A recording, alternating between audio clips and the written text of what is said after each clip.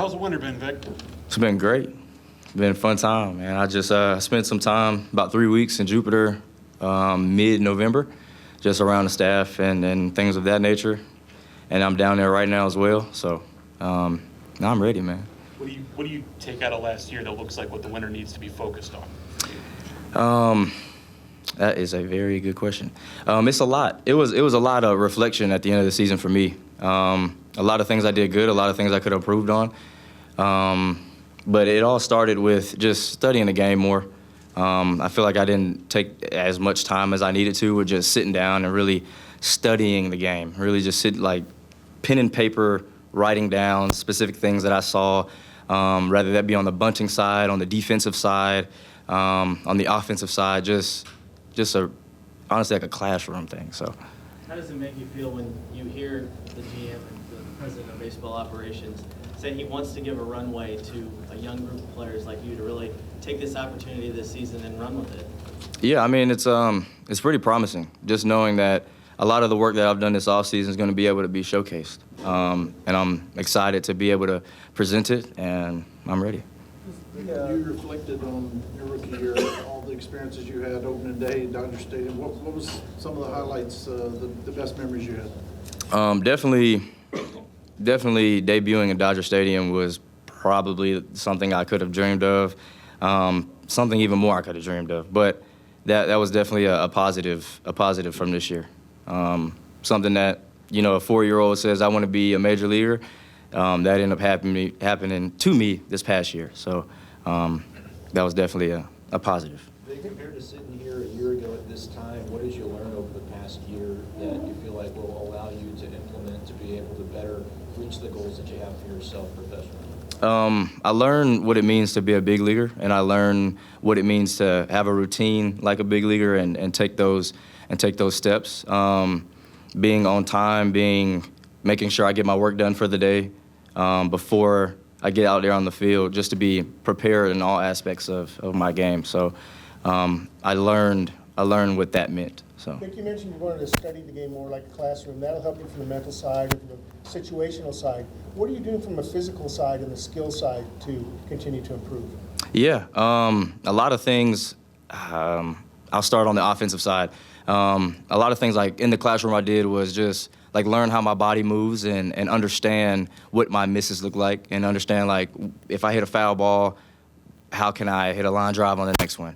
So talking with Brownie and BA helped me understand this is what I need to be able to do in order to have more success, to be a hit collector instead of a guy who's popping out. We don't want that. So on the defensive side, talking with John Jay, just learning how to take better routes and how to get better first steps. He showed me a couple of drills that I now do daily. So that's helped me improve those things and be able to kind of work in that aspect. So it's been pretty fun to take a deeper dive into these subjects. Victor, does it lead into spring this year feel any different from last year because you kind of know what to expect? You've been through this process before. Like, I guess how does that factor into your preparation? Yeah, it's a little different. Last year I'm kind of new face, don't really understand what's going on, just because it's kind of going with the flow, trying to grab things as I'm going. But now I have a pretty good understanding of how to attack these things, what's my approach, how to prepare, and that all helps with just the mental side as well. I mean, if you feel like you're pretty concrete mentally, you'll perform better. Things in your head are kind of jumbled up, and you don't understand what's going on. It's a little harder to be able to grasp some things and to run with them. So the studying, the writing, all that stuff, is that something that you used to do that you got away from, or is that new to you, like this winter? It's not completely new, but I didn't take as much time as I needed to with it. In spring training, I have this book with me now, or not on me at the moment, but I have this book where it has all these notes in it, and it has like tabs on it on which one, like if it's offensive, if it's bunting, if it's base running. I have so many different avenues of knowledge there. So being able to have that is like my book, like that, to kind of show everyone and be like, this is what the work I've been putting on the mental side looks like. Did somebody turn you on to that? Or is that something that you like, kind of got to yourself? It's just when you started working through stuff. Yeah, talking to Willie a little bit in the season last year, he said, man, you got to study the game as if it's a classroom. So how you went to school at West Virginia, do the same thing here, but it's on a different scale at this point. So be able to take those things that you learn, watch other people do it, and be able to take some things out of it and make it your own. So I feel like that's been pretty important in my offseason this far. I think you made mention of interactions with the new hitting coach. What have you learned about him? How would you describe his energy in your early interactions with him so far? He has a lot of knowledge about the game. He has a lot of knowledge about how your body moves and how to make those adjustments. So I feel like making adjustments pitch to pitch, depending on how your body is moving, is really efficient, especially for me. So being able to collaborate with him and get with him, being able to chat with him has been pretty cool. So being able to come up with some good things.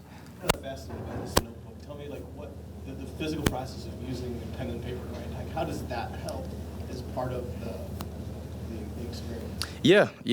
Pen and paper is kind of like I guess like an old school thing, as my mom would always say. So instead of like just typing it in on my phone can be lost. It can be without translation. So having it on pen and paper is like, it's just something that you're studying it, you're writing it, you're repeating it in your head whenever you go back and read that book. It's kind of weird to have your phone out when you're hitting, unless you're like recording. But to me, having that book by my side is kind of like, okay, if I need to attack a lefty sinker like this is my mindset in order to be able to hit this line drive up the middle. So it just helps me be more refined in my approach and have a better process about it. Rick, you mentioned sort of with Grant Brown, the movement stuff and sort of mechanical. How has he been so far, at least early, in terms of talking about approach? Because it seems like that's another thing that he sort of hones in on as well. Yeah. So like approach-wise, especially for me, it's just going to be line drives and being a hit collector this year is what we talked about, honestly, this morning. So I'm pretty excited to start doing that, or I've been doing it, but to implement it in games. But he told me something about 2 weeks ago that I didn't even know about myself. He said I had loose shoulders, had no idea what that meant. But he said, basically, like, I'll end up under the ball sometimes if I get away from myself. So that helped me know, okay, let's stay in a little tighter and be able to hammer those balls on a line or on the ground, because some ground balls I may be able to beat out. So. Was that after you had worked with him a little bit, or was that from video? Do you know where, like? Both from video and working with him. We've had like a Zoom hit session one time. I've never done that, so that's pretty interesting. But just like developing that rapport with him has been nice. Mason and Jordan both have places down in Jupiter. You said you spent time down there. What's the vibe of this collection of young guys who know it's basically on you guys now to carry the season? Yeah. I mean, I feel like we have a task at hand and we have to be able to execute. So with us all being down there, we're kind of developing that culture, that young kind of core culture that everyone's kind of looking for. So, yeah. About midway through the year last year, you incorporated a leg step as a timing mechanism. Is that something you're still working with? And how long did it take you to get used to it, to make it part of your body without having to think about it? Yeah. It didn't take me too long. It was just like more like a timing thing. But that's all just a part of being like athletic and being adjustable. I mean, we need that at this level. So that no stride stuff I was doing earlier, man, wasn't it. So once we changed it, we were able to have a little bit more success at this level. So. Outside of the Zoom session, is your interactions with the heading staff in Jupiter, did they come to you where you were in the offseason? They didn't come to me. I went to them. So it was just, who's up there right now? Assistant hitting coordinator Brock Hammett is up there. So we'll work. And then again, it's not like this is what we need to do today. I normally go to them and say, hey, look, this is what I want you to look for today. This is what I want to do today. This is how I want to execute this plan. So he just says, okay, let's get to work, and then that's about it. Do you take it as you're going to spring training fighting for a job that center field is there for the taking? Yeah, most definitely. What goes into that? Is it mindset every day of that you have to get better to win that job? What's the mindset going into that? Yeah, it's just preparing myself for war per se. It's not war, I know that, but just like preparing myself for that is kind of like the mindset of I've had in this offseason with everything I've done. To kind of tentacle off what John said, you and Michael Ciani both played. What was it like this season, just in your interactions with Michael and watching him play center field? And are there little aspects of his ability that he does, that he plays center field, that you kind of try to incorporate in the way that you do things? Yeah, he takes a ton of pride in his defense. So he even carries around a baby glove. So seeing how he went about his business, what early work he did on his defense, and then seeing how it came up on the field was pretty remarkable for him. And we all understand why he was a Gold Glove kind of caliber outfielder. But with that being said, a lot of the things that he's done, I'm doing now. He has a baby glove. I also have a baby glove. So not to say I'm copying him, but it's if I can catch that with the baby glove, I can catch it with the real glove. So. Kind of talk to how like you two kind of push each other in that way to try to get better, as both of you are kind of somewhat fighting for that role of the starting center field job. Just kind of the way that you two kind of also kind of push each other and be teammates together in that role. Yeah, I mean we all love competition. So with that, like with him being a remarkable center fielder, it's kind of fun to go against him and say like, hey, I'm gonna bring it too. So whatever you got to bring to the table, I'm gonna try to bring it 100 times more than what you got. So it's gonna be a fun competition. I'm ready for it. The normal glove is what size, and then the baby glove is how much smaller? Oh man, the normal glove is 12 and 7 3/4, or not 7. It's 12 and 3/4, and then the baby glove is I don't know about 9 inches. I don't know.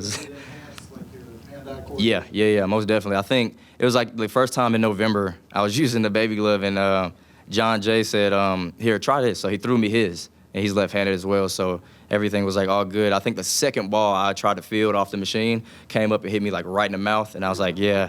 I looked at him. I was like, yeah, I'm definitely getting one of these because that's never happened to me again. But nah, hit me right in the mouth. It was crazy. But yeah.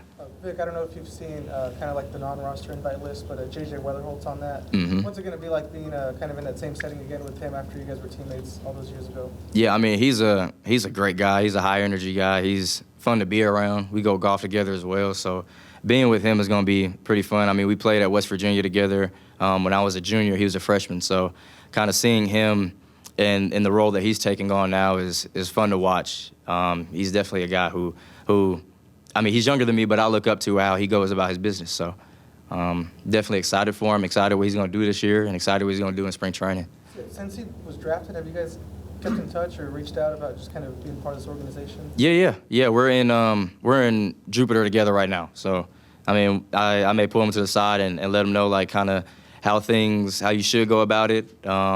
He goes about it perfectly, but as he progresses, just letting them know, like, hey, this is how I went about it. Maybe you could take some eggs out of my basket, but he's a great dude, though. How do you remember seeing that instant reaction to him being drafted and going, oh, I know that guy? Yeah, I think I was in like a Zaxby's or something, and I was watching the draft and was like, yo, this is crazy. But yeah, he's a Cardinal through and through, kind of just how he goes about his work as well. He's got like that blue chip, blue collar mentality. So, yeah. How would you describe his bat-to-ball skills? I mean, he's a guy who puts it in play and hits for a high average, always. Yeah, he's crazy. His bat-to-ball skills are. Even as a freshman, he was peppering all over the field, but he's definitely grew into. He's enhanced it. So I'm gonna be able to see that in spring training, like up close. It's gonna be pretty cool because it's gonna be like a full circle moment for me. I was kind of like a big brother to him, so being able to see like little bro going like out there is gonna be pretty fun. So. Did he run with you? No. Vic, obviously speed is a big part of your game. What did you learn from your base stealing opportunities at the major league level last year that you can incorporate into your game at this level in 2025? Yeah, primarily that I can steal bases at this level. That's pretty much what I learned, and with that being said, like learning more so about how these pitchers are moving. There's stuff that they do that tells me that they're going to pick up and go to the plate versus if they're not. So just like honestly learning more about that, and having stolen a base in that first game was pretty. It was like a confidence boost in LA because it was like okay, I could do it. I did it in the minor leagues, and I can do it here too. So